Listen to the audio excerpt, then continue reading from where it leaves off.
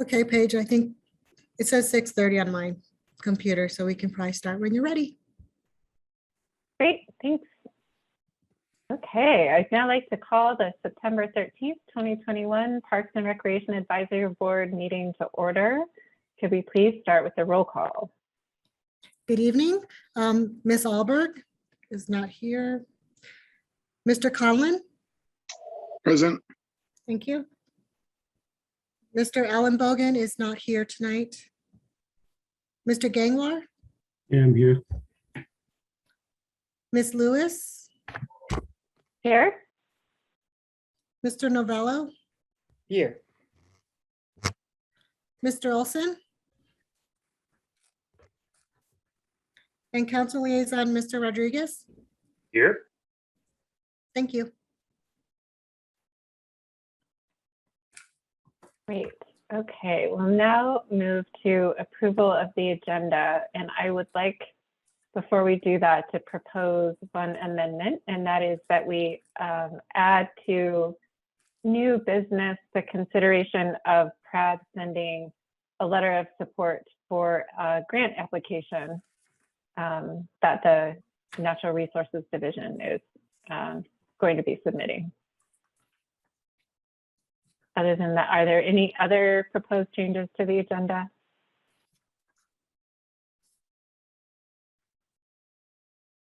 Okay, hearing none, if I could get a motion to approve the agenda as amended.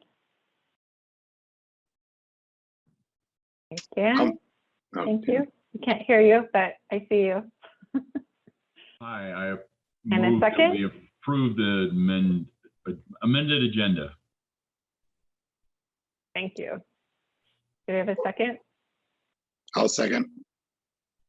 Great, thanks. All in favor? Aye. Great. Thank you. Okay, let's move to the approval of the previous month's minutes. I know we received them a little late, but does anyone have any proposed changes or edits to the minutes?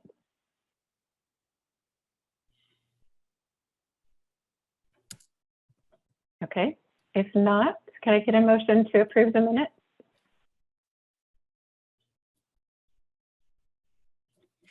Sure, I move we You don't approve count, the minutes Steve. from the last meeting. Thanks, Dan. Can I get a second? I'll second that motion. Manoj? Great. Yeah, it's again there. Thank you. Okay, all in favor? Please signify. Aye. Great. Thanks, everyone. Okay, we'll move to public invited to be heard.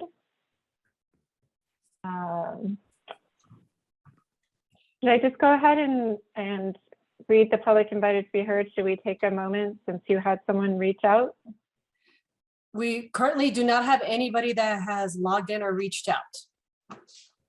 Did you get anybody email it in, Aurora? A fellow approached me to be on this call. At first, I told him we were going to meet in person until I got the updated, and I thought he would call in. Nobody? We do not, nope. There's nobody waiting to be let in. Okay, So you might want to wait for, wait for that because Scott Hemphill from LTA did say he was going to call in. that's the fellow I mean. I don't have his text. Okay. I have an email. I'll email him quick, but I don't know if he'll get it. And I'd just like to add, Jeff, that if he's not able to make it and we know what his concerns were, I think maybe you and I can just give the board a heads up on kind of some of the issues we've been dealing with on this item. Yep. Does Jeff have the Zoom link to even try to get in, or is it out there on the website? Yes, Scott does have the Zoom link. I sent it to him.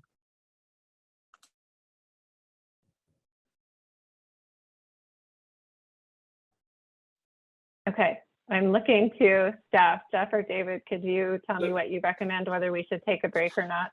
No, let's don't. But if he does call in, if you just be patient enough to go back and let him talk. Sure, absolutely. Just let me know. if Yeah, that I will- happens. Absolutely. I will keep you posted, Chair. Okay. In the meantime, let's go to old business. And the first item is discussing future recreation facilities. So Jeff, I think that's you. Yep, thank you. So Aurora, if you could pull up the PowerPoint from the council retreat of 2020. Want to kind of start with a summary of where we were, both as staff and as the board at that point in time, of what we thought some of the challenges were or the issues with why the election did not pass. And then we also did for council at that time a quick survey on Facebook Nextdoor and engaged just to kind of get a feel of what the public was thinking. This would have been in January of 2020. If you could advance 2 slides.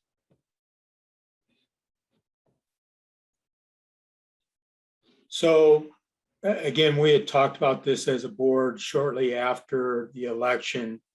And some of the issues that we felt were challenges or issues that we need to do a better job in the future was earlier in the year of the election that we should have finalized the amenity and the concept plan much earlier.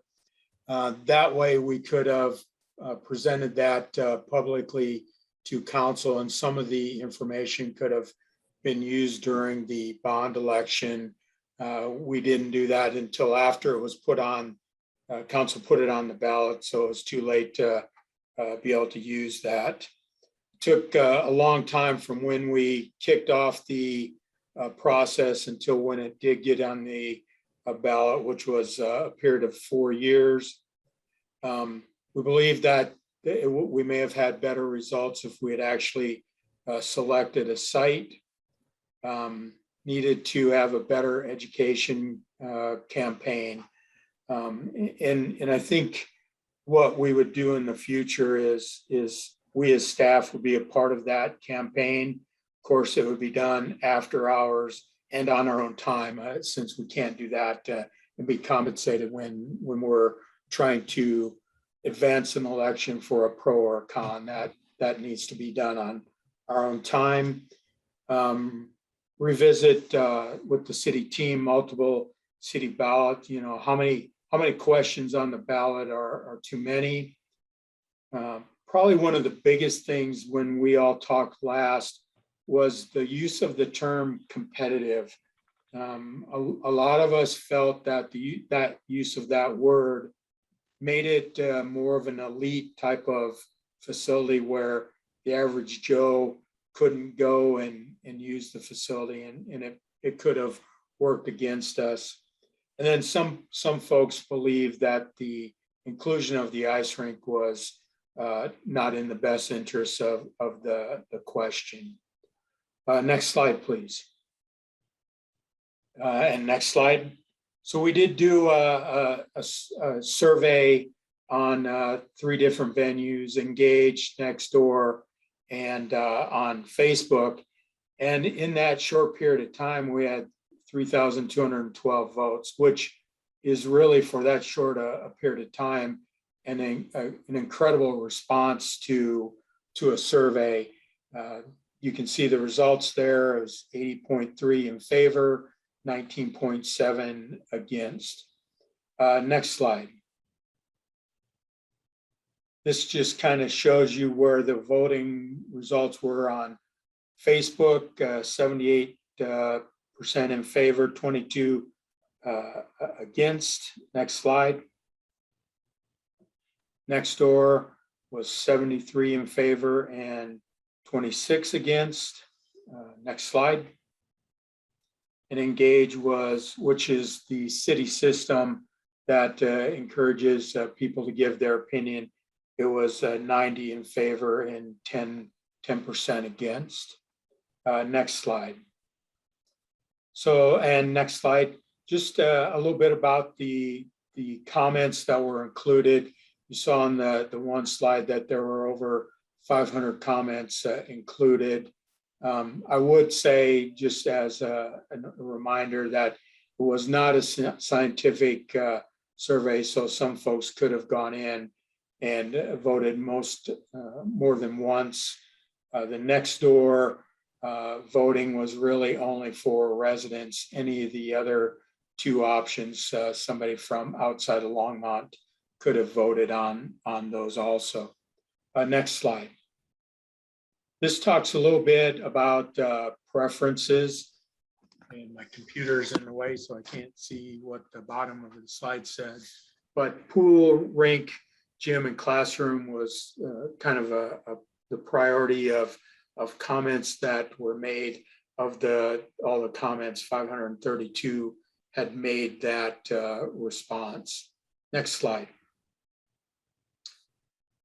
By and large, people wanted the recreation facility to be located in the north part or northwestern part of Longmont, which is a good bit of information.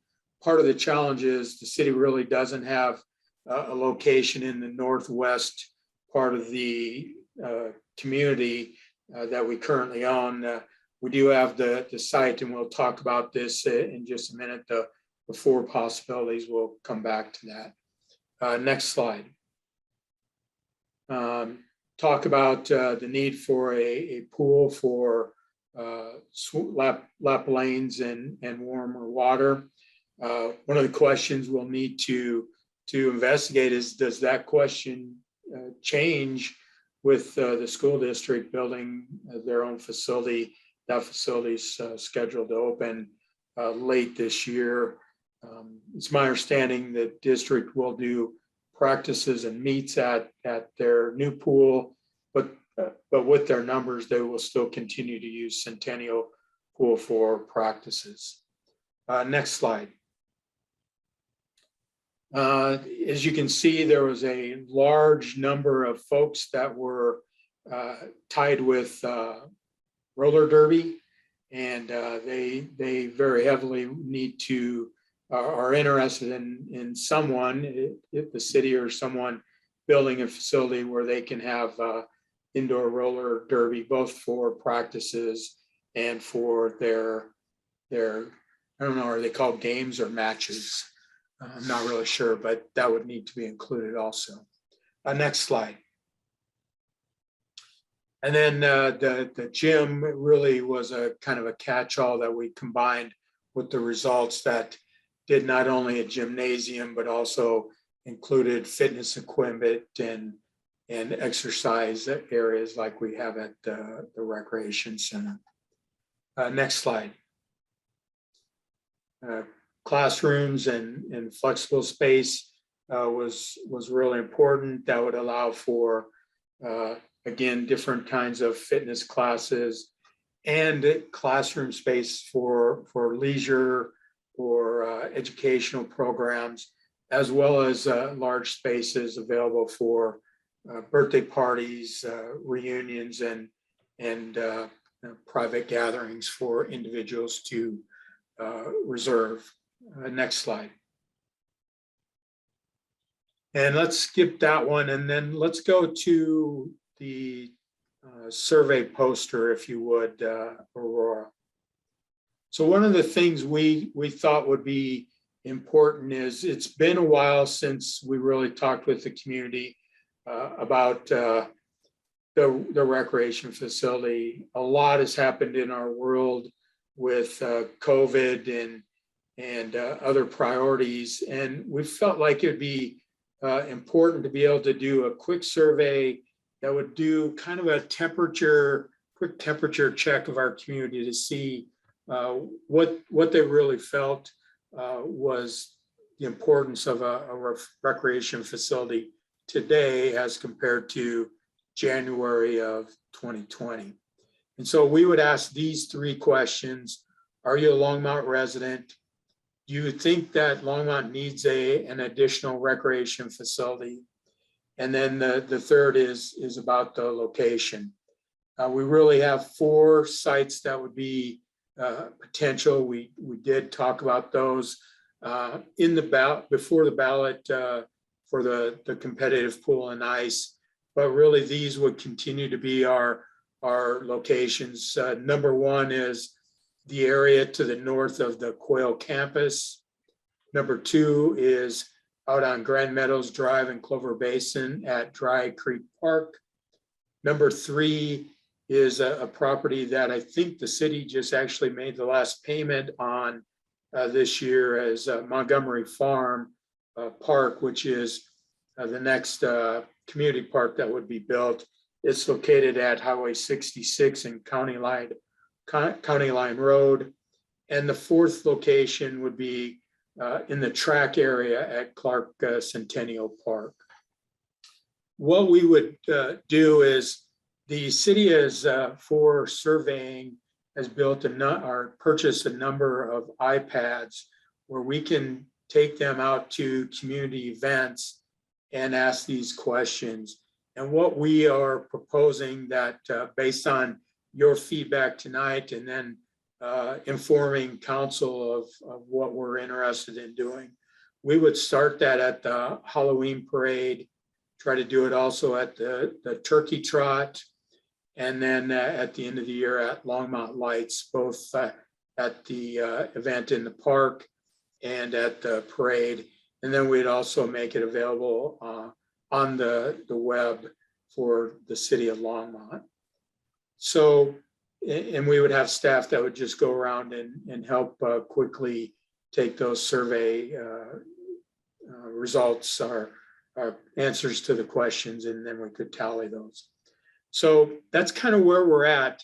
The biggest challenge that I will again emphasize that Karen Roney and I had talked about when we met and discussed this last time is really the rec center and the recreation division is not close to coming out of COVID yet. Aurora, could you put up the document that I sent to you last about the revenue for 18 to 21?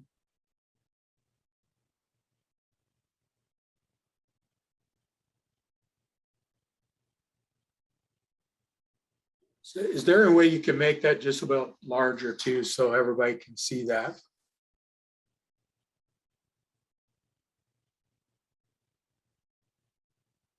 Perfect, thank you. So this just gives you kind of a reading of where we are at financially within recreation. It gives the budget amount on line 6 for 2018, 19, 20, and 21. And then it does the actual on line 7 for those same years. If you jump to 2021 at the end of August, our revenue is 1.7 million below where it needs to be for 2021. And then column G, that shows the year-end estimate of where I believe we're going to be at the end of the year. So we're going to be at about 2.2 million in revenue, which puts us at about 1.2 million behind. And that 1.2 million is on top of the 1.1 million that was cut from the recreation budget for this year. So we're by no means in a good financial place, and I hesitate to go too far into asking a lot of questions or doing a lot of work on the next facility until the facility we have is in a better place than we're at right now. So with that, that's my presentation. I'd like to hear your questions and your feedback on how you think we should move forward. Thanks, Jeff. I just first want to say thank you for bringing this back. I know several of us, we identified this as something that was a priority for the advisory board to talk about. And I know several of us have been looking forward to at least just restarting the conversation. So thank you for bringing this back. Yeah. I have a couple of questions, but let me open it up first and see what questions others have. And Steve, I see you're raising your hand. Do you have a question or you want to add something? I'm sorry. Yes, I just wanted to say that on that flyer, I think, Jeff, it might help you to say a new indoor recreation facility, because we're building recreation facilities and parks and things all the time. And so it might help people clarify that this is a building that's going to encompass the recreation uses. So just a comment.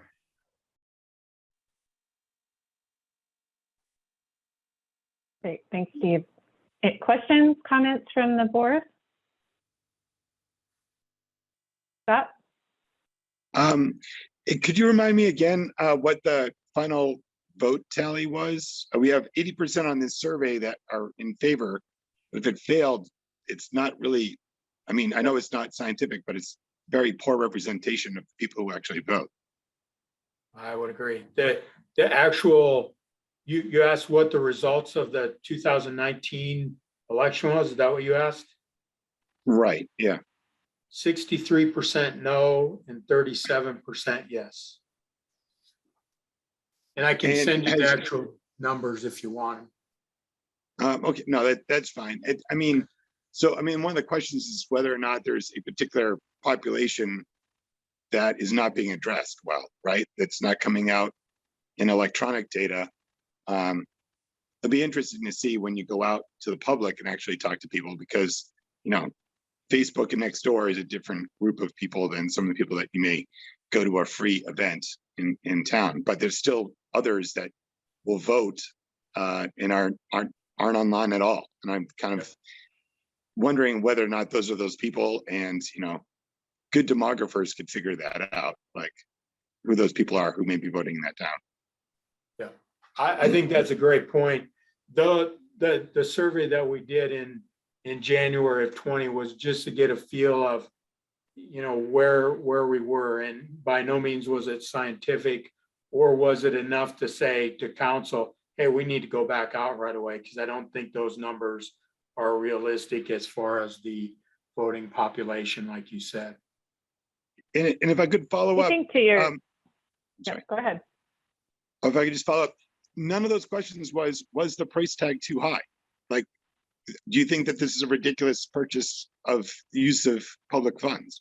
I mean, it may not be about hockey versus the pool. It may be about, you know, $50 million versus $100 million or whatever is where people drew a line. So I didn't see any kind of financial question as part of that survey. I mean, people may have a tolerance to a certain point, but at another point, they think it's ridiculous or something. Right. I was just going to follow up on Scott's comment. I mean, I think what you're proposing to do is a relatively sort of low intensity, you know, public polling effort. But if that, depending on what that returns and if it looks promising, it would probably make sense to invest in a professional poll of likely voters. You know, professional pollsters can design that, and so we would get a more accurate response based on, you know, likely voters as well as the larger community. Yeah. Other questions or comments? Yeah, I see the deficit is there in terms of revenue. But yeah, definitely there was no question about the finance from the public. So public says, yes, we want the pool, but how the city gonna fill the deficit? Well, in the question we had in 2019, it included an operational part of the budget that once the building was paid for, that part of the tax would go away, but there would be a dollar amount that would carry forward that would help fund whatever fees and charges did not bring in. Okay. Jeff, do you know if the city is considering using any of the sort of stimulus funding to make up any of these kind of program deficits? I asked that question and the answer was we wouldn't be eligible, because although recreation is having a couple of down years, it's about how your overall community is doing. And tax wise, sales tax wise, the city of Longmont is doing very well. Very unique compared to some of the surrounding communities. So we would not be eligible. It has to be the entire organization. Interesting. Other comments, Dan? Oh, You Dan, and mentioned then it- who else was? Yeah, go ahead. Go ahead if you want, Scott, follow up. No, go ahead. Jeff, I you have a mentioned different the tangent. pool at, that the school board is building at Silver Creek, or maybe I heard it, but you didn't mention it. I don't know. Anyway, is there any chance that the public at large will use that? Will that be open for open swims, or will it fill as a, I mean, I'm looking at your map and I forget what choice it was down in Dry Creek. That is literally right next door to where the school district is building a pool. Is that an overlap, or is that? Well, I don't know that I can answer yet whether how much access the public will have to the school district facility. That will be something that, as we get closer, I will follow up with staff at the district, and I can report back on that. Okay, thanks. Yep. If we consider that, then Skyline and Centennial are close by. Say that again. I'm saying if you go into the same direction, then the Skyline and Centennial are very close by. Yeah, but Skyline doesn't have a swimming pool. Oh, it doesn't. Okay. No. Okay. The one at Silver Creek will be the district's first pool. I see. Did you have another question? Yes. So, while we're looking at this and are looking at space, especially like say the Northeast choice, do we ever look at like existing buildings that may be empty for the last like 4 years? I'm just saying that instead of building a new space on what's currently open space, there's 56,000 square feet of Safeway space that the neighborhood is screaming to have somebody fill it, and to drive traffic. So I haven't talked specifically with anybody about that space. I will tell you that there have been proposals over the years to build in other spaces. And by the time you renovate them to a point that's usable, you're almost at the same point as building another pool. I can't say that specifically, but the one that I will use as the example is that we were approached before the turkey plant was torn down to consider putting an ice rink in there, and there was no way it was going to work with the amount of tear down and rebuild that we'd have to do to get the clear space that we needed to have a full sheet of ice.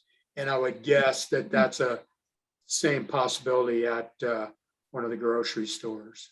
Yeah, I would only add, this is Steve, that comes down to parking, which is somewhat of a challenge, but also utility sizes. You know, utility sizes for a supermarket versus a recreation center are markedly different. And so we would have to do some studies to find out if the utility sizes in that area of town were even planned to accommodate something like a recreation center, which we do in other parts of town as we have community parks. Okay. When you guys do your polling, like your quick polling, would it be possible to squeeze in something that is about the type of facility? I mean, even if it was general, like, you know, pool, indoor pool, gym, ice rink, you know, I mean, I just think it would be helpful to have, like, would you be interested in, you know, one or all, or just some very general category? I don't know if you think that would take too long, but I think that'd be a separate question because, you know, there are going to be some people that really don't think we should build an ice rink. And that will become, if it's all lumped into one, it will become, a negative to the overall results. But we could Right. have a I was question. just wondering if you could Yeah. have A, B, C, or all of the above, or, something easy, because I know you don't want to keep people too long, Yeah. given Yeah, the we format can do that you're that. planning to use, but I think just some indication would be helpful. Okay. In Dan? concept, is everybody okay with moving forward with the survey and with that change? Yes, I agree, and I think Paige is correct, because people all have different opinions on what is a rec center. Right. And so I think if you just say rec center, the most likely thing anybody's gonna think of is the one we have. And Right. you just want another one. But you give somebody a little bit of freedom to say, yeah, it's gotta be a rec center and it's gotta have a gym, because that's what we heard last time. We should have had a gym instead of just a pool and ice rink. And so let's save ourselves a step 3 or 4 months from now and say, oh yeah, we gotta have a rec center and it has to have A or B or C or not anyway. I don't know, that's a tricky one to phrase, Jeff. Yeah. But somehow that info could be really helpful. Okay. Yes, John? So the way you go about it, Jeff, and it actually makes it easier, is it becomes a weighted open question. And what you do is you just ask them their top 3 amenities they would like if they say yes to the rec center, their top 3 amenities. The reason being is that this person could say yes to all the things that you checked off, but it's not going to be the ones that they're most interested in. They may be most interested in pickleball court, which doesn't cost anything compared to like the hockey rink. And so that way you can kind of weight the costs of their preferences in their response. But you let them answer those, because that gives you an idea of what type of user you're gonna have that is interested. If you have only people who are interested in Zumba classes and in volleyball, you have a very different survey group than if you had people who all said swimming and hockey. Right. Okay. So just So if for- you were talking, Jeff, oh, go ahead, Manoj, I'll follow up after you. Sorry. So just for my information, so this new rec center would have pool and ice rink? No, not necessarily. Okay. Right now, I think we're trying to find the temperature of whether people are interested in another facility. And then based on that, we could start talking more about what's really in there. Got it. There's no way the city's gonna ask another question, in my opinion, about a competitive pool and competitive ice. I think it has to look more like the Longmont Rec Center or something like that for it to be successful.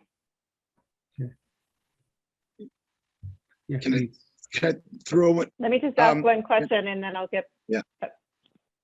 I was just going to ask about time frame. So if you do this survey between sort of October and December, then we have results, we talk about it, council talks about it in January, February, what is it, by when, would we need to have enough information to think about putting it back on the ballot? Oh, and it won't happen in 22, because the next step would be to update the financial study and then to do more of a design. We have to, if we're going to go to Steve will love this, if we're going to go to a question, a bond election, we have to do work on the site, which means study of the water, study of the traffic. That's all going to take time and professionals that we're going to have to hire to help us with that. Did I miss anything there, Steve? You're on mute. Sorry. Geotechnical issues are a challenge as well. Down at Dry Creek Park, we have very expansive soils. And so building a pool down there is going to be more challenging than it would be to build one up at Montgomery Farms. Not that it's not something that we can't overcome engineering wise, but we need to take that into account as we're evaluating these sites. So if we want to get into the site, I think the public can speak to where they want the rec center. I think we can overcome anything, but it might cost more in one point location than another, I guess is what I'm saying. Well, and I think it's fine if it is a long time horizon. I'm just trying to get a sense. So, would it be like 23, 24? I would say 23 at the earliest, but that also depends on what other issues the city and city council are trying to address at that time also. Aaron, do you have any thoughts about that? I think you're correct in saying that the time frame is going to be somewhat political, not really like to use that word, but we don't know what's going to be the outcome of this coming election, for instance, and what the priorities of the next seated council will be. As far as I'm concerned, I do believe we need another recreation facility for the city of this size. And listening to the conversation, I think that a lot of these things are very important to consider. As far as the adaptive reuse of, say, existing properties, outside of the cost of adapting them for said use, there's also the concept that, for instance, the Safeway, I believe, is still privately owned by the Safeway Corporation. And what they want to do with that property is up in the air.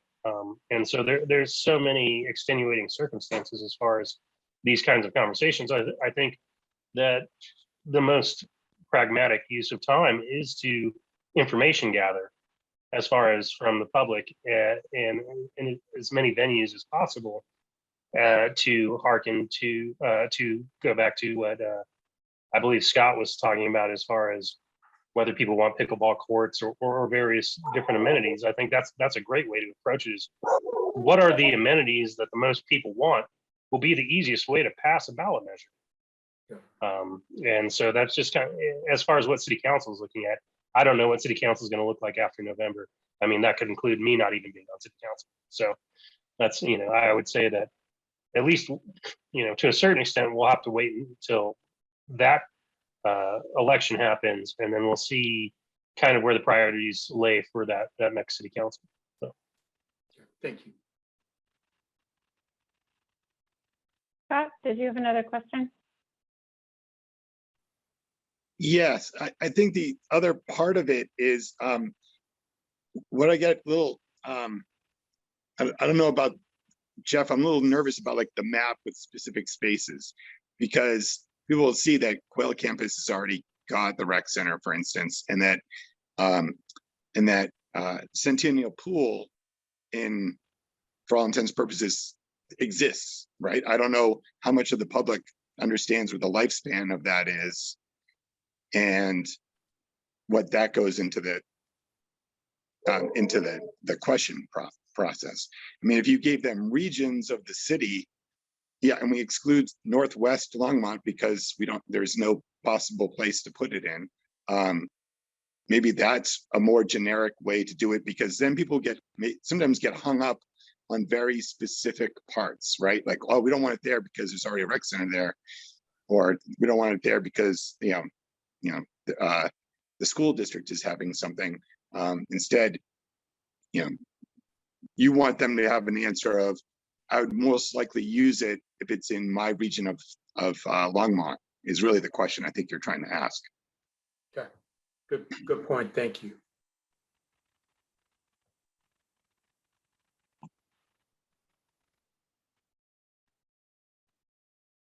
Any other questions or comments?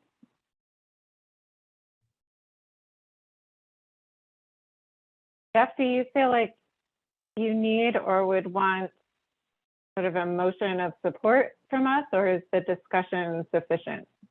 I think the discussion's sufficient right now, and appreciate everybody's comments. I think based on what I heard tonight, I think we can do a survey that provides us more information than the 3 original questions. So thank you for that. Great. And definitely let us know when you have that ready and you're starting to do it so that we can help spread the word. Okay, will do. Okay. Let's move to new business. And I'd like to start with the added agenda item. So I received an email from Danielle Levine, who is now on our project management cadre for the city. And she let me know that Natural Resources is applying for some grant funding for a portion of the St. Vrain Greenway Trail near Sandstone Ranch, and that they would benefit from having a letter of support from the advisory board. And she provided a draft for us to consider. So Steve, if you want to talk a little bit more about the project, that would be great. Sure. So St. Vrain Greenway Phase 13 is the trail from the Sandstone Ranch upper parking lot out to St. Vrain State Park. And it's about a 2.5 mile trail project. We actually spent, yesterday, we reviewed or evaluated the proposals that we have been reviewing for consultants to design the project. And we have an exciting firm, local firm that we're hoping that we'll be working with in this project. Danielle's been searching for funds, as it's great that she's doing this. They're the National Park Service Outdoor Recreation Legacy Partnership Program. It's a $150 million competitive grant program often through the Land and Water Conservation Fund, but it's administered by CPW. So there would be some federal funds. Danielle is looking for $2 million to supplement our construction budget, not design. And, if you remember, I think I've taken this board on some video or virtual tours of this route. There's going to be some challenges getting underneath Highway 119 to connect to St. Vrain State Park in a grade separated crossing. So $2 million would really help the budget. We have the matching funds. And so Danielle, this grant application came in pretty quickly. They actually extended it for a week because I think they're interested in the St. Vrain Greenway project, CPW, because we're connecting to their park. And so Danielle was hoping to get some letters of support from some people. I suggested Paula. She's trying to get one from CDOT. She's trying to get one from Ben. David, what's Ben's last name? The ranger at St. Vrain State Park. I don't remember his last name. Hidrat. Yes. And then, my neighbor. Oh, really? Well, he cycles out to work every day, and he's very excited about this trail, so we can cycle off the highway. Oh, I didn't know that. Okay, that's great. And so she was looking for, I suggested Scott, I suggested you, because of Bicycle Longmont and being on PRAB. Danielle's father died during the pandemic. She's leaving town either tonight or first thing tomorrow for a week for a memorial service in Wisconsin. So she hadn't heard from you, Scott. And so she was like, okay, anybody else? Paige. So this could happen in one of two ways. This could happen in a joint letter from the Parks and Recreation Advisory Board supporting this project, supporting the grant application, or it could come from citizen Scott Conlon, Bicycle Longmont leader, citizen Paige Lewis, PRAB chair, local advocate. It can happen one of two ways. And so I know this is coming in late, and ideally it would have been in front of the board weeks ago, but that's where we are. And she needs I'm pulling up the email real quickly. She needs it by the 20th, I think, to get that to the grant folks by the 21st. That sounds right, because she'll be back in town first part of next week. I'm sort of covering her projects while she's out, so I'm happy to help, but that's really what this whole, that's the nexus of where we are right now with that late email to Paige, and wasn't necessarily to the entire PRAB. So I'll answer any questions. Thanks, Scott. Before I say anything, David, did you want to add anything? No, I appreciate Steve kind of setting the context for that too. And I do know this is a last minute grant that Danielle didn't really think we had time even to get in. And they did reach out to us and say they'd extend it to do it. So I know she's operating under some tight time constraints with some personal stuff going on. And I appreciate the board being willing to listen to this. And if they would like to move forward as individuals writing a letter, that'd be great. And I'm not sure the letter that Danielle sent you, Paige, if it has something set up for the board more to send a supportive letter, I think that would also be very helpful. So I will let you kind of take it in the direction that the board would like, Paige. And I'm happy to edit the letter in Great. any way you see fit, Paige, to make it from the whole board. That's fine. I'm happy to do that tonight. Okay. Yeah, it's drafted pretty generally. I think we could pretty easily make it from the whole board. I will say I read through it. I can read, there's sort of one paragraph that I could read out loud. I don't know if I can share my screen. I don't think we can do that, can we? But I could read the last paragraph that's really the recommendation, and I would feel very comfortable sending a letter of support. I appreciate her taking the initiative to find creative funding sources for these, I know, very expensive projects. So what is the pleasure of the board? Would you like to hear the relevant kind of paragraph? It's a 3-paragraph kind of draft letter. Does anyone have concerns or preferences? Chair, you should be able to share your screen if you want. Okay, let me.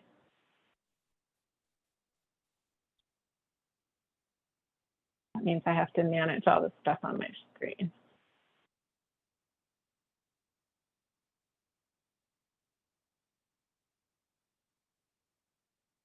Okay, so this is the draft letter. The first 2 paragraphs really talk mostly about the project itself. The 3rd paragraph is really what I was talking about, is the recommendation piece. And it really is just saying how important it is to continue to build out the St. Vrain Greenway Trail and the importance of this connection in particular. I don't know if it references the state park. We might want to add something. I'll have to go back, but it's pretty general. First paragraph. St. Oh, Vrain State right, Park. yes. So any questions or concerns or thoughts? Paige, I just want to say that Bicycle Longmont has something that's very similar, and our board has taken it to make something more specific. So, Steve, we're going to do it. I guess we didn't think that there was a deadline of like tonight or something to get it back. So I'll shoot her a email saying it's coming. I'm just waiting to hear text back from the Bicycle Longmont side. But we took it as a group. It would make more sense for us to respond, but I think the same way as a group, it would be stronger if PRAB made a stance instead of individual citizens. I would agree, Scott. I think if it's in the inbox on Monday morning, you're going to be in good shape. And I will text with Danielle tonight and let her know that might be coming. Okay.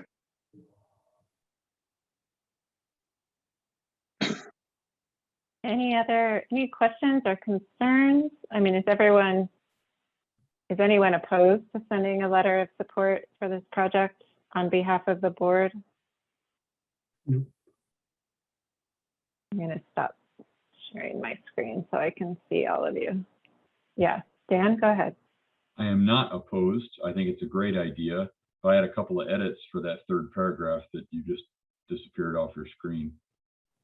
But just to clean it up a little Okay, bit. I can pull it back up. Okay. After If somebody else has let's other do some comments, dis- go ahead. Dan, I have the Word document open right now, so Give me Well- 30 seconds of edits. Yeah, so I don't recall exactly, but Frederick should not be plural. It's Frederick is a town and Firestone at the end. Yes, yes. And right before that, it talked about trail connection. I think that would be a perfect spot to insert to St. Vrain State Park again, to reemphasize Mhm. that that's an easy, 3-word ad or whatever it is. Just to remind. Yep, done. So that new recreation connection to St. Vrain State Park, or however you want, from Yep. city park to state park, or how, I don't know how we feel about it, but somehow that we're all holding hands and singing Kumbaya, and wouldn't this be awesome? Gotcha. Especially since it's CPW, we want to emphasize the. Right. Any other edits, So Steve, I or meant even the if third it's just general paragraph. concept? Oh, I guess, I'm sorry, I'm seeing pages view, You're not. seeing pages Yeah, screen. I not pulled mine. it Got back I made up. your Yeah, edits. sorry. Yep, Dan. thank you, sorry. And then I guess, Paige, are you comfortable being the contact if they have any questions? Because your email, paigelewis@prab@gmail is there. And then Yeah. I could change this Paige Lewis Chair Parks and Advisory Board. I can list everybody else underneath that. I'm happy to do that if you're Yeah, willing to sign on behalf of the board. That's fine. yep. I'm totally fine with that, as long as everyone else is. I think we just make a motion to support this, right? I mean, as a board. I agree. All right. Is there a motion to support sending a letter of support on as an advisory board for this project? I'll make a motion that PRAB supports this effort by submitting this letter. Do you have a second? Second, Great, Dan, all those in favor? Great. Great. So if anyone has any other proposed edits, I can put it back up on the screen. If people are generally comfortable, I'll leave it to Steve to make the final edits. And if you want to just send it to me when you're done, I can add my electronic signature Yeah, I'll do and that. send it Paige. back That to you. That sounds great. And I'll just, so the whole board knows, I will put everybody's name. I guess I probably shouldn't put Jeff because he's not here. Although I think he would support this, but I won't add his name since he's not at the meeting tonight. But yeah, no, I'll do that and I'll get that out to you tonight or first thing in the morning. Cool. Great. yeah, thumbs up for me. And Scott, Yeah. I'll tell Danielle that she should expect something from you from Bicycle Longmont sometime in the next 3-4 days. Correct. Okay, thank you. I think we should do some motion. Just to have that in the record. Didn't we just? Yeah, we just did. Did We you do just that? did. Okay. We just did. It was awesome, Jeff. You should have been there. I guess I should have.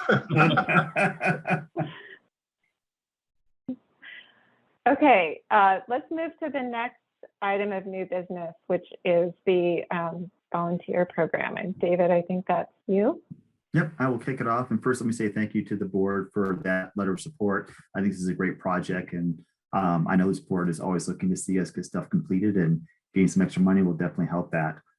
The other piece that kind of tying into Danielle, she's kind of moved into that project management world, but being funded through open space, water, and the general fund. She has a kind of mix of projects from Button Rock to the St. Vrain Phase 13. And she was also doing the volunteer work at the same time. So we now are fortunate to have that split into Danielle doing project management. And we now have with us Taylor Gifford, who is coming to us from the city of Boulder and WRV.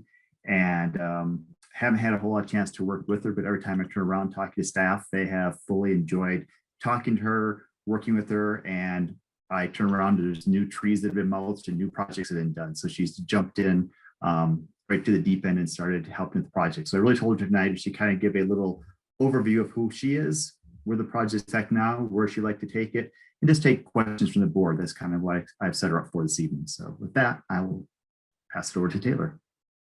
Cool. Thanks, David. Can everyone hear me? Yeah. Cool. All right. Yeah, my name's Taylor. I am the new full-time volunteer coordinator. It's a new position, at least the full-time part of it is. Obviously, as David mentioned, Danielle was doing it part-time, which I cannot imagine doing this position part-time. So kudos to Danielle for pulling it off for so long. So as David mentioned, I'll be sort of introducing myself, giving you sort of a snapshot of where we're at in the 2021 season, and then taking a quick look into 2022 and beyond. So first, let me sort of introduce myself and talk about my professional background. Education-wise, I went to CU Boulder and have a degree in environmental studies and a concentration in natural resource conservation. I did 2 years with the Forest Service as a wildland firefighter, 1 year out in California on the Inyo National Forest, and then another year here on the Arapahoe Roosevelt National Forest out of Nederland. And then I worked for 4 years with Wildlands Restoration Volunteers, which it sounds like you guys know what WRV is, but they're now located in Longmont, and they're arguably the largest restoration stewardship organization in the region. I spent 2 years exclusively as their volunteer manager. So I was responsible for all the behind the scenes stuff, recruitment, outreach, social media, donor relations, corporate group management, database work, internal SOPs, risk mitigation, all of that stuff. And then 2 years I did more of a hybrid role with WRV as sort of that community outreach, volunteer management side, and then also working as a restoration projects coordinator. So I was more running crews on the ground, running projects on the ground. And during that time, I was the only staff member who ran projects in all of their program areas: trails, seeds, weeds, youth and family, forestry, rivers, habitats, and I'm forgetting one, high alpine restorations. So I have experience in a lot of different weird areas on the ground, and also a bunch of behind the desk stuff. I worked most recently at City of Boulder as their volunteer services field lead. I began that position several weeks before the COVID shutdown, February of 2020. So the position was obviously a little bit different than advertised. We had fewer volunteer projects last year, but during my time there, I did lead the majority of their volunteer restoration events. I also built out their education curriculum, did a good amount of work with their volunteer management software, which happens to be the same software that the city of Longmont uses, which is very convenient. And I additionally led 32 hours a week, a contract restoration crew comprised of 7 adults recovering from homelessness and recent incarceration. I think there's a few things so far that have made me a solid fit for the city of Longmont. One is, again, I have a lot of that behind the desk experience in volunteer coordination, and I also have experience in the field. Also, as I mentioned, I worked with the volunteer management software that the city of Longmont uses. And then I've also, with WRV, worked with different volunteer management softwares. So I have a solid understanding of both what our volunteer management software can do and an understanding of what I want it to do, what other programs can do that ours can't. So I'll be able to, I think, help develop the software and make it a little bit more effective for our program's needs. Another thing, I came into this position having worked in multiple similar positions locally for 6+ years. So I have great relationships already with a lot of our volunteers. I also have great relationships with a lot of our partners like WRV, like Boulder County, neighboring cities, Boulder, Lafayette, etc. I've worked with St. Vrain Valley School District. I know a bunch of corporate groups in the area, a lot of the community groups in the area. So I've really been able to hit the ground running a little bit, which is nice. And then finally, I plan on sticking around. I live here in Longmont and invested in the program. So I have every intention of staying and sticking it out for the long haul and building this program up. A little bit about my position. I'm funded by Parks, Open Spaces, and Water Resources. They sort of split me 3 ways. And I don't think I mentioned, I just started July 19th. So it's been a little under 2 months since I started. So let me share my screen, which thank you to Aurora for setting that up for me. Give me 1 sec here. All right, can everyone see my screen? Yes. Awesome, thank you. Let me go back to the beginning. All right. So this is sort of a little mini volunteer impact report. It's current as of today. Please know that, we're still in the middle of volunteer season, so these numbers are going to change a little bit. Anything I present can change by the end of the season, but it'll give us a good idea of where we're at right now. We'll start with program vision. These first couple slides you may have seen before. City of Longmont Volunteer Program visions and goals. These existed long before I came on board, and my intent is not to change the program's visions and goals at all. Rather, I'd like to build the program up and build out the program so that we can reach these goals a little bit more efficiently and effectively.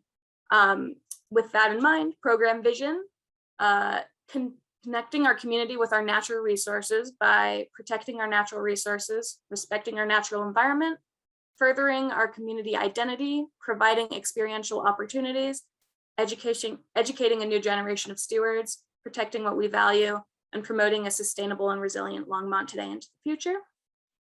And goals: preserve and enhance our parks and natural resources, shape the identity of Longmont, provide connections, provide passive, low-impact recreation compatible with resource protection goals, and embrace public engagement. So the 2021 volunteer program. Major events. One is the Great Outdoors Colorado grant in partnership with WRV, and I'll go into that a little bit more on the next slide. And then the other one is obviously hiring a full-time volunteer coordinator. And again, I came in sort of just at the start of the second half of the season. So Great Outdoor Colorado grant highlights. So this again is joint in partnership with Wildlands Restoration Volunteers. It is a COVID relief grant for 2021 and 2022. The value is at about $219,000, which is significant for us. And it includes 44 projects and trainings. 19 have been completed so far this year. We have another handful to go for this season. We anticipate we will complete 23 of them by the end of 2021, with the remainder to be completed in 2022. The big picture stuff here is that we are on track. Everything's looking good. We had one event that we had to push back to 2022 just due to equipment malfunction this year. But other than that, we're in good shape. Volunteer event types. So these are the types of events that we are running this season. The ones with stars next to them are the ones we are doing as part of this grant with WRV. So you'll notice that it is sort of the bulk of what we're doing this year. Include citizen science. We have an event this Thursday in partnership with Trout Unlimited, Left Hand Watershed Center, and Candade, which is the Oscar Blues Foundation. It's a cool citizen science opportunity, and it actually just filled up this morning, which is exciting. We're doing fencing projects, landscape beds and mulching projects at parks, prairie dog barriers, beaver tree paintings, landscape bed renewal, noxious weed eradication, restoration, plantings, and maintenance. And that maintenance is mostly just watering, seed collections, seed cleanings, shrub and tree plantings, trash cleanups, and trail building.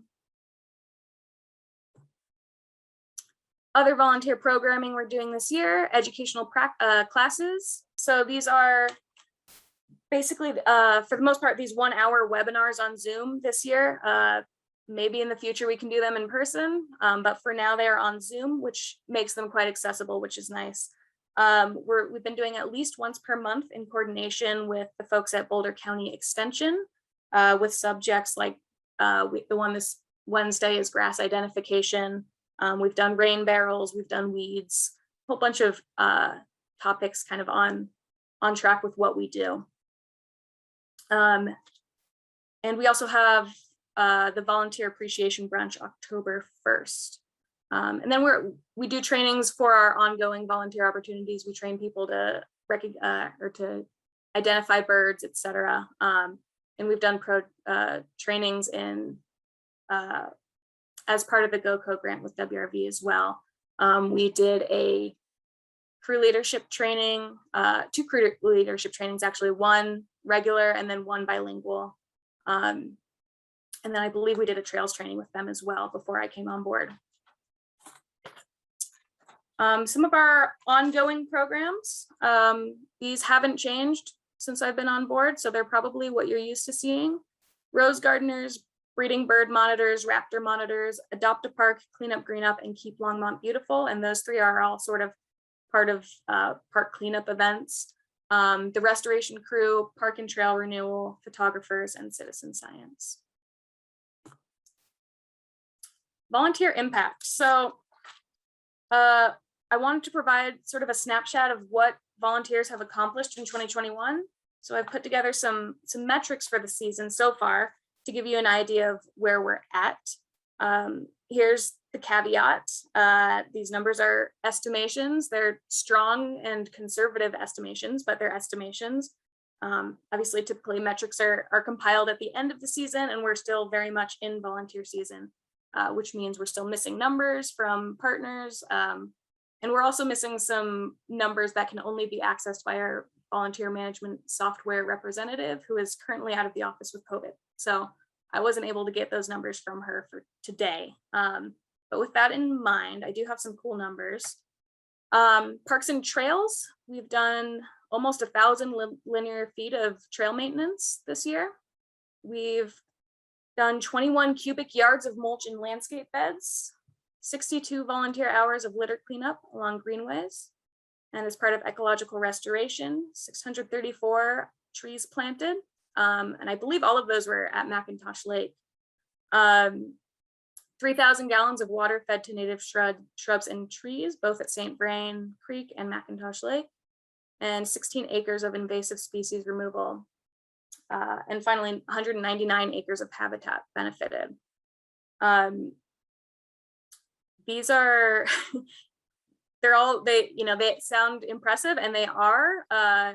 It's hard to know where they are at without context. What I can tell you is these are significantly higher than 2021 numbers. In most cases, they are double 2021 numbers, which also makes sense because 2021 was a challenge due to the pandemic. To give you a better idea of the overall impact compared to other years, I threw 2019 numbers in here to give us a little bit more of an idea of what a normal year looks like, because 2020 was so weird. So 2019, 55 volunteer events, 639 volunteers, 39 community partners, almost 2,800 service hours, and almost 70K value of volunteer time. 2021, we're looking at 43 volunteer events, which is significantly less than 2019. However, they have been on average much larger volunteer events. And we've taken care of about 3/4 of those so far this season, with another 10 to go. We've had 600 plus volunteers, or I'm sorry, these are anticipated totals. So we've had 403 volunteers as of now, 600 plus anticipated. And I can tell you already that number is low. I guarantee we're going to surpass 2019's volunteer numbers. 18 plus community partners. It's lower than 2020, lower than 2019. That is mostly due to the fact that we've put a lot of our eggs in the WRV basket this year. So we've had less opportunity to work with other partners. Service hours, anticipate to have 2,475 service hours. Again, that's a low estimate. I think we'll be closer to the 2019 number of 2,748. And value volunteer time, we're going to be somewhere around 70,000. I think a little above 70,000. And if you're curious as to why we have fewer service hours estimated and higher value of volunteer time, the value of volunteer time, according to the independent sector, which is how all organizations and government agencies value volunteer time in the US, that hourly rate has gone up a little over $3 since 2019. So that accounts for that discrepancy there. All right, 2022 and beyond. So potential volunteer events for 2022. These include the remaining 21 WRV projects that we're doing, and those projects are more of the same of what we've done with them this year. So prairie dog fencing, invasive species removal, seed collections, etc.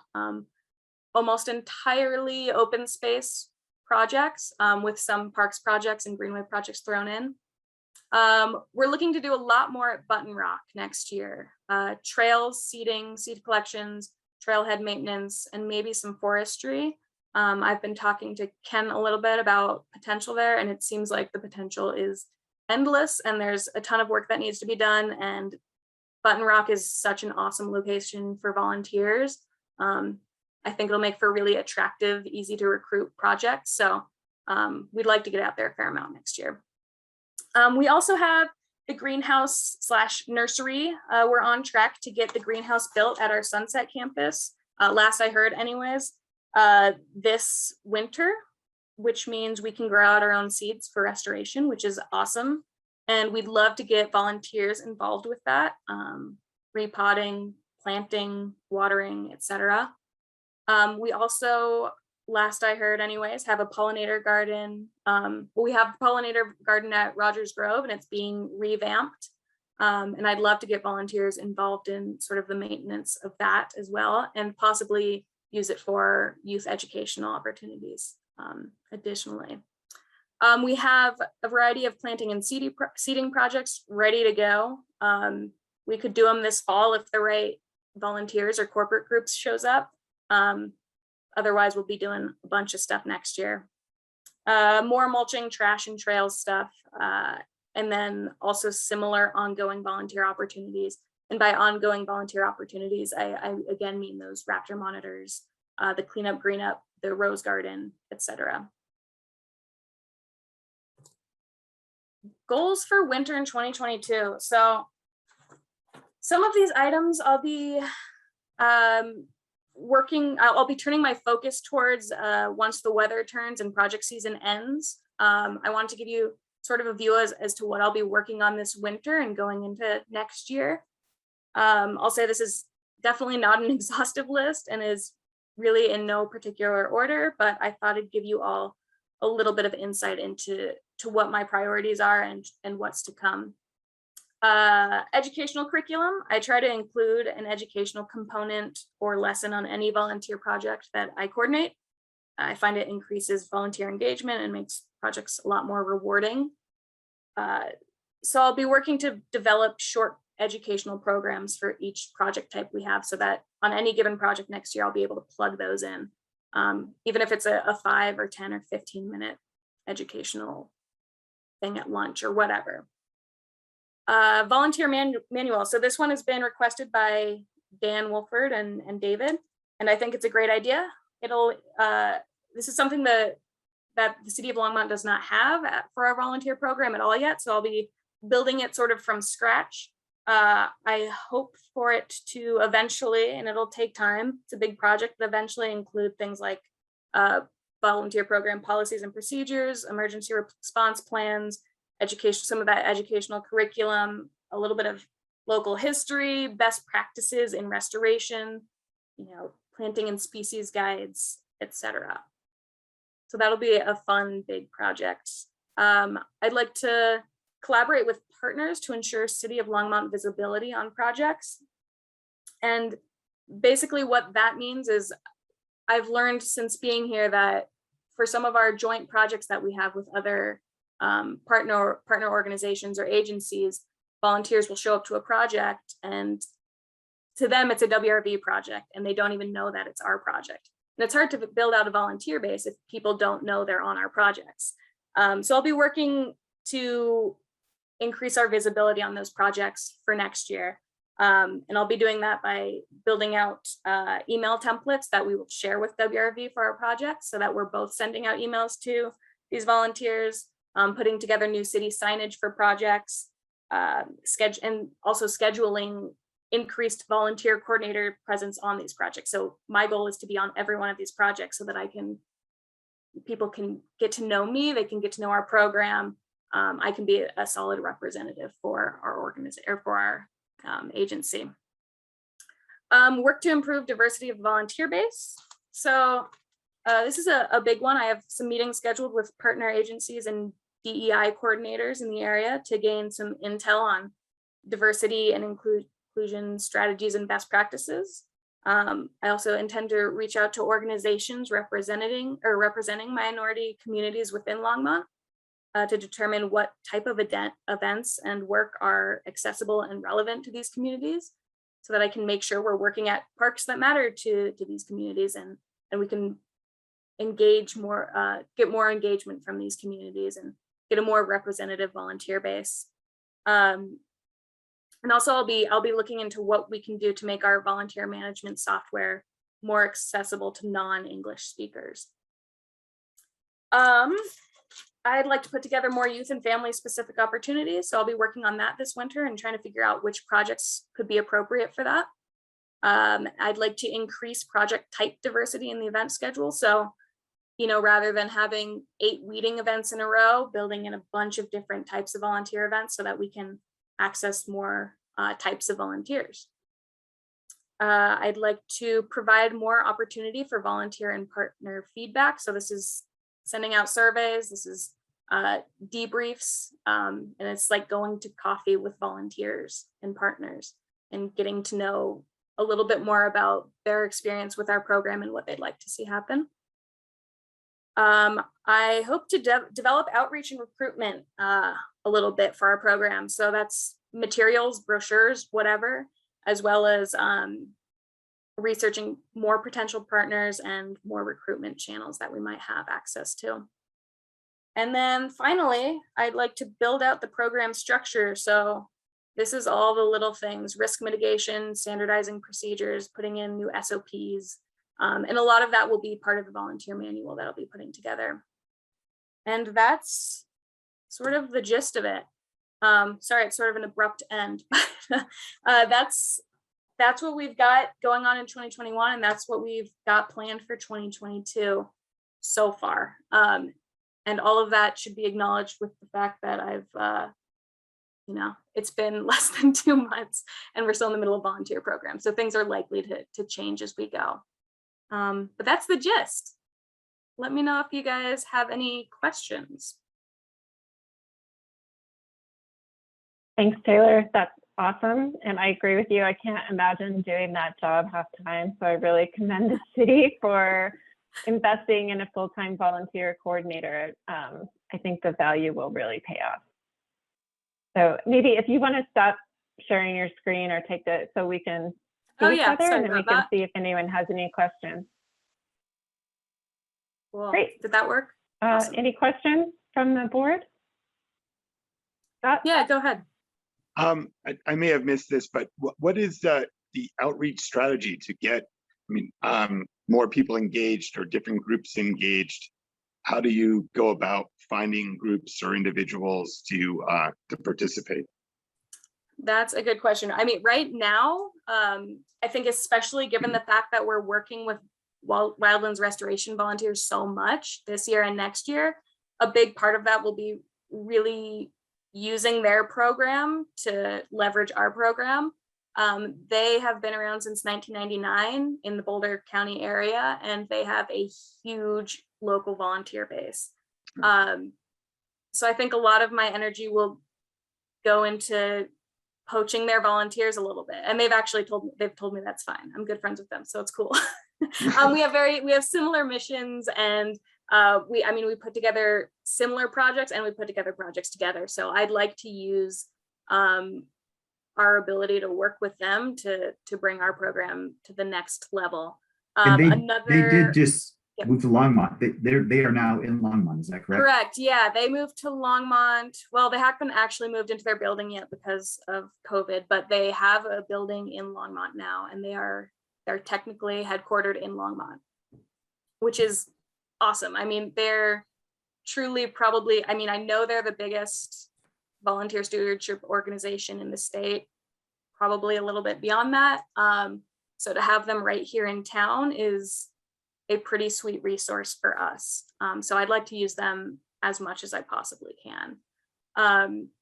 Beyond that, I've been dabbling in our volunteer management software a little bit, and the way we've been sort of inputting data from our volunteers, so their contact information, essentially, I have a different way I want to do it that I think is going to bring numbers up a fair amount.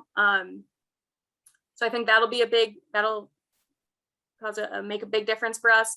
And also in my experience, just running higher quality projects that are more fun and have educational aspects, word of mouth is a huge outreach tool. So I think that the better projects we run, the higher quality projects we run, we'll just naturally see a lot of growth. That's sort of the gist. And of course, Danielle never had time for doing a ton of outreach because she was so busy doing everything else.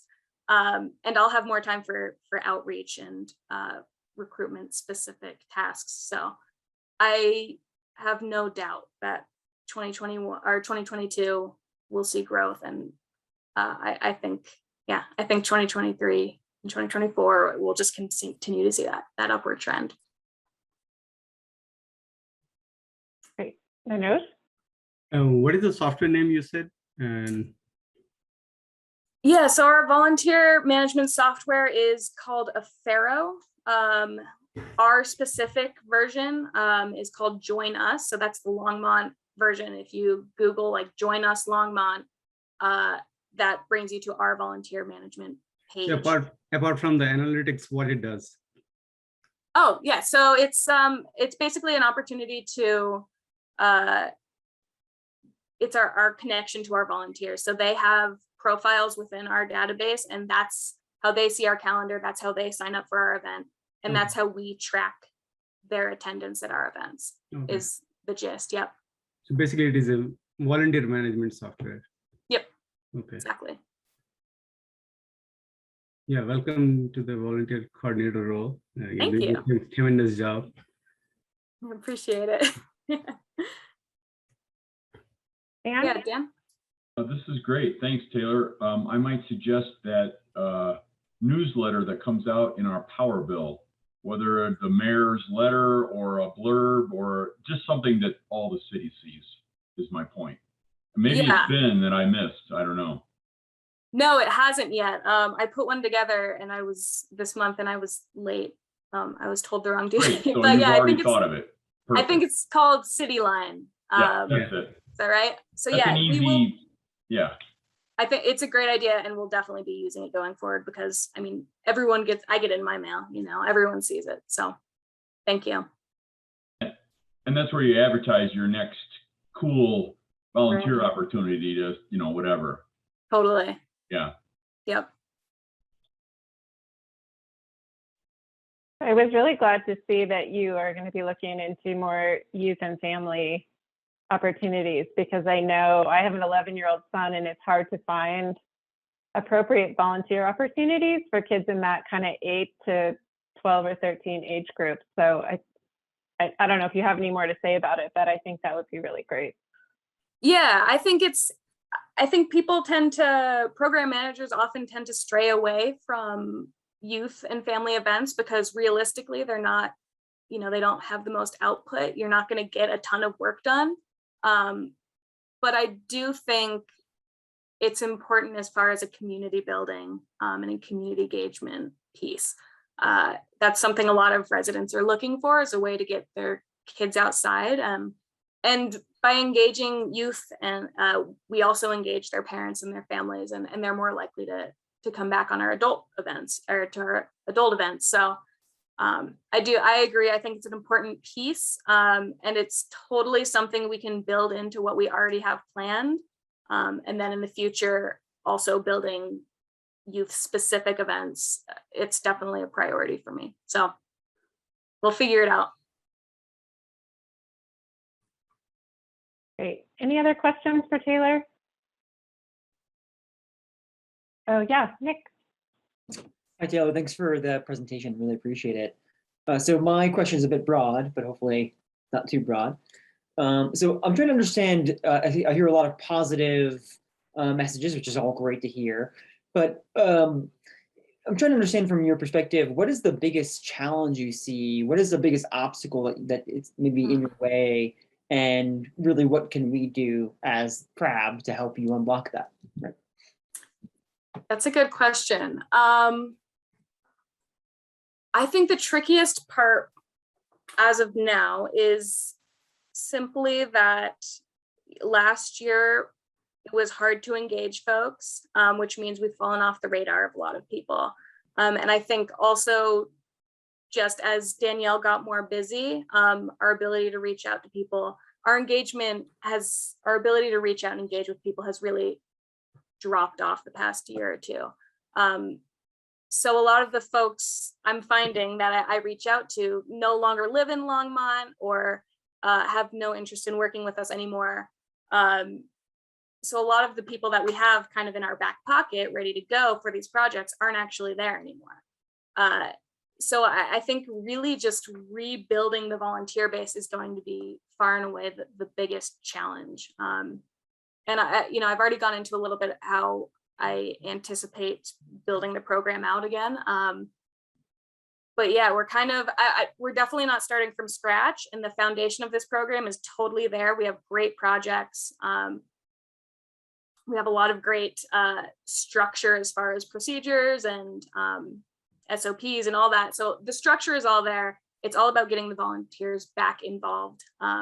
So I'm really keeping my fingers crossed for a COVID-free 2022, because that is totally what this program needs. Is we need a season where no one has any reservations about coming out to volunteer with us. Even now, there are folks in 2020, it kind of goes week by week, month by month, whether people are terrified to go outside and socialize with others or desperate to get outside.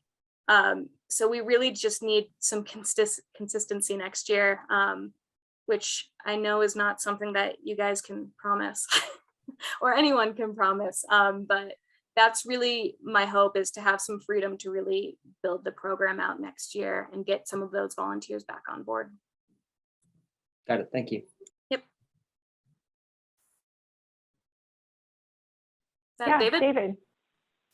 Yeah, I was just going to say, just to kind of touch on stuff, having been here just 2 months and kind of seeing where this program started, where it's moved to, and opportunities. I just wanted to kind of go back even to Scott and Dan and that idea of re-engaging the community, because that was one of Danielle's biggest concerns, was that, building this program and not having the ability and full attention to engage that community, because Longmont just has a community that really wants to engage. And having been with Boulder County and looking at their volunteers, I would say a majority of those volunteers are Longmont residents volunteering for Boulder County. So we have people here that are looking for opportunities. So them just knowing that we're here, we have more capacity is going to be great. I also think with Taylor looking for ways to move beyond our traditional volunteers is going to be an important piece too, be it the family opportunities, the youth opportunities, and bring some more diversity to the program is going to be something that I'm really looking forward to. As far as projects, that's not a problem at all, because every time I have someone tell me that we can't get to that, I'm like, that'd be a great volunteer project then. So I'm constantly making a list of projects for volunteers. And I think go back to the software, besides being a place that keeps people's interest, so as projects come up, it kind of targets projects for people. That ability to take those hours and put them into dollars and metrics is something that's really important to us too, because I often get that piece of, or these is kind of fuzzy feel-good projects, and they're really not. These are projects that just our field staff is busy all the time, and they would love to get to some of the things like the mulching of the trees and the upkeep of the beds, that next level up, and they just don't have the time. And this has been a great way to fill that gap. So staff loves it, the community loves it. We can see the dollars coming back. So I think Taylor's enthusiasm and willingness to look for ways to re-engage that volunteer community within Longmont is going to really probably more than she can handle coming up. But it's a great opportunity. Awesome. Thanks. And actually, yeah, in line with that, I can give you just one example of a project from last week. We had 41 volunteers come out to a park for a mulching event, and we moved over 20 tons of mulch in about 2.5 hours. So in about 2.5 hours, we did the amount of work that it would traditionally take, or would typically take 2 or 3 park staff over 2 weeks to do. And that's 2 weeks of, 40 hours a week doing just that project. And we were able to knock it out in 2.5 hours. So that is a huge benefit of the volunteer program, is we can knock out a lot more work. And obviously community engagement is a big part of that as well. But you're right to talk about how much work volunteers can do. The value of a volunteer hour is quite high. Yeah, that staff that did that project, I think there's a lot of times there is staff working this. It's not without input and upfront loading, but that 2 hours of them putting in staging mulch for this volunteer group is work that honestly probably just would, you said it's like 2 to 3 weeks. That's probably just work that would not have got done this year, just Right. because we didn't have the capacity. So it was a great project.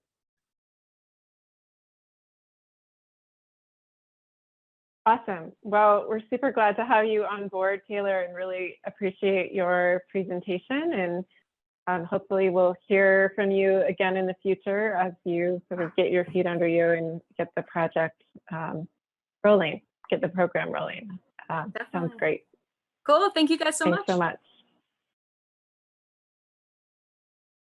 Okay. Next on our agenda is any items from the packet update. So if any board members have questions or items they'd like to discuss further from the updates that were provided by staff in the packet.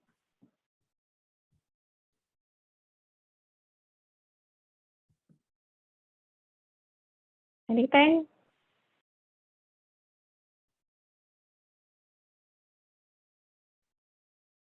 You're an easy bunch tonight. Okay, items from staff. Jeff? So one of the things I wanted to mention to the board, David and I have been receiving a really large number of requests from the pickleball community for access to more pickleball. We have the courts at Hover, and then we have courts also for multi-use at Collier Park. We are looking to add lines possibly at Clark Park. I think one of the things you would have heard this evening from LTA is a concern that the city not go crazy and paint pickleball lines on all tennis, because you cannot do sanctioned tennis matches on courts that have pickleball lines. So David and I are working on options. One of our challenges right now is that the contractor that would be willing to or would be able to do the painting of the lines at Clark is booked up until late this year or even into March. So we will continue to talk with the pickleball players. We'll continue to talk with the tennis players and make sure that we don't do something that helps one group and then hinders another. So in case you hear something, we are working on on options, trying to make those lower used tennis courts multi-use. And then, of course, new pickleball courts. The next ones would be built at the Workman Park that Steve's working on. So anyway, just to give you a heads up that we are working on that. David, anything you would add to that? No, just again, appreciate Jeff working with both the communities, because, you know, over here, we're trying to build new parks that have new facilities, but know that's a time frame that, you know, when people want to get out and play, it's hard for them to wait that long. So Jeff is looking for those opportunities where we can try to get some shared use on courts that we have out there. So I know it's a little bit of challenge with some of the guidelines for tennis, but I appreciate Jeff taking the time to take that component on, and Steve will continue to look at building out courts in Workman. That was the only thing I had. Thanks, Jeff. When you consider something like that, do you do any sort of survey or polling of the surrounding community? We haven't in the Neighborhood past. Go ahead. Oh, I just wondered if they were supportive. We haven't done that in the past. It's been more about the users. If we do that, we could possibly reach out to Clark. Is a different facility. I don't think it'll be an issue there. If we looked at doing something at Dawson or one of the more neighborhood tennis courts, I think we'd need to do some neighborhood work also. Yeah, Paige, I would just add that we're also thinking of striping some of the roller hockey rinks that we built back in the late 90s, early 2000s that have fallen out of favor with the public for the most part. But there are people that still do use those. And so we don't want to miss out on those uses and just completely change something. So yeah, we do feel that there needs to be some sort of a public process for some of these changes. We haven't gotten there yet. We'll need to get there, you know, based on Clark Centennial. Nobody's using this facility because it's an old skate park that doesn't have any skate park features in it anymore. So I think we're safe there to stripe for pickleball, but it's going to be a continuing conversation. There are still some people that use some of our facilities that may be in the minority, but they still do use them. And so we don't want to exclude them from the conversation. Yeah, I would just add on, thank you, Steve. I think that's a good piece. But again, I think in Jeff's world, there's not many of his facilities that aren't multi-use. And I think it's the thing that's that fine line, like Steve said, that if we're going to alter it or you cannot use it for something else, but that idea to make one of our courts or fields or facilities multi-use is, I think, really just a general direction that the city tries to go. Yeah. I appreciate that. That's partly why I was asking Steve, because there is one near my house and kids use it for roller hockey. So I wouldn't want that use to be eliminated. So I wondered. Which one? Is that Blue Skies? You're down that area, right? Red Barn, Willow Farm Park. Okay. That's good to know. That's not on my radar. I know that a lot of kids use Left Hand Creek Park court for futsal, but there's people actually using the Willow Farm one for roller hockey. Mm-hmm. That's great to hear. Yep. We don't have guards that are watching 24/7, so we don't know. And so these are the things that help us with our decisions. So that's helpful. Thank you.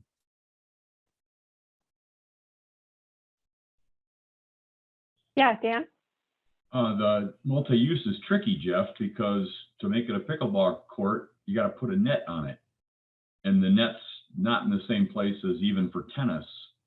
So how do you do that? How is it multi-use? Well, if you're talking specifically about tennis, you make the lines that match the net. The net is slightly higher in tennis than in pickleball, but it's a easy way to offer additional pickleball without having to find ways to store nets and all the equipment if you're going to do it on skate parks or roller rinks. Huh, okay.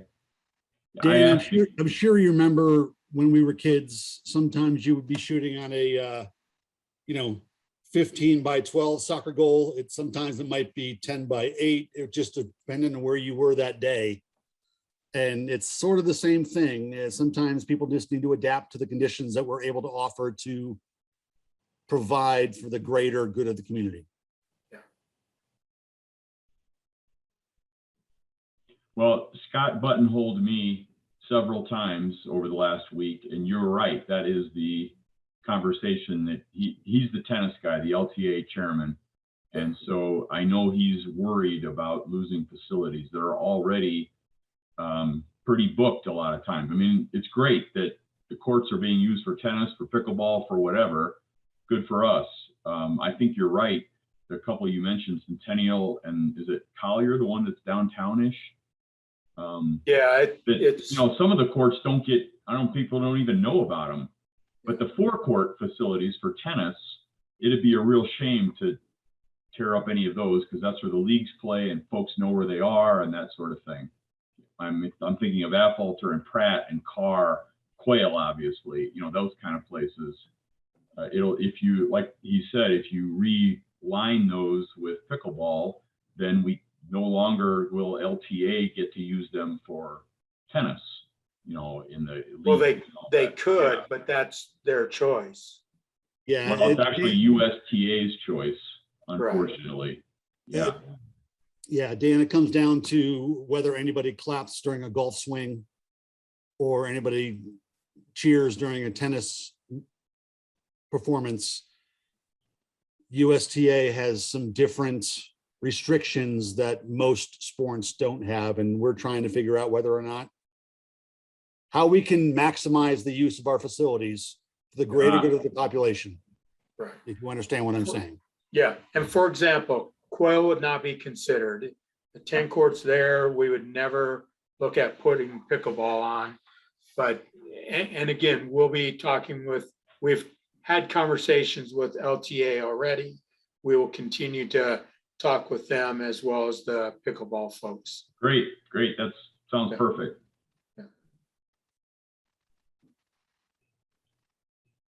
Great. Again, Thanks that's the for only thing I have. giving us the update, Jeff. Yep. Any other items from staff? Okay, any items from the board? Dan?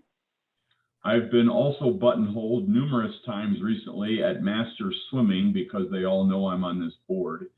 And we've moved back indoors to Centennial, which is sad, but that's what happens in the fall because I love that sunset pool. In any case, we're now down to 4 lanes in the morning and it's 6 or even 7 people per lane. So I don't know whether to approach the board, Jeff, or you separately, or who do I talk to at Centennial about rescheduling or changing hours? I don't need to drag the board down this hole, but just give me a name or who I should talk to. I'll have somebody give you a call. Great, thanks. Jason Stoles. Okay, I know Jason. Thank you. Yep.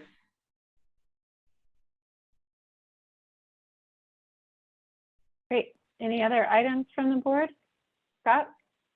Mine's an easy one. I just forgot to thank you for the field trip that we had, and I thought it was amazing. I loved it. So I learned a lot, and I thought it was a great experience. So I forgot to send you an email and thank you for hosting that. But I really appreciate it.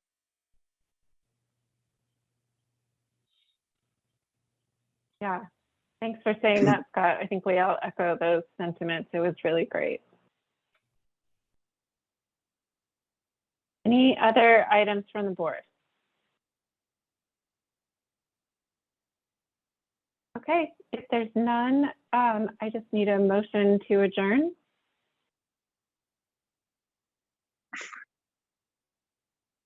Anyone? I'm surprised Dan hasn't I was jumped letting in. somebody else have a turn. I moved we adjourn. Hey, Paige, go just with so that you know, trick. I did send the board an email with a revised letter based on what we talked about earlier, so that should be in your inbox and you guys can Okay, talk about that as you need to. Thanks, Steve. thanks. I still move we Okay, adjourn. I have a motion and a second. All those in favor of adjourning? Aye. Unanimous. Thanks, everyone. The meeting is All right. adjourned. Have a great night. Great. Thanks, everybody.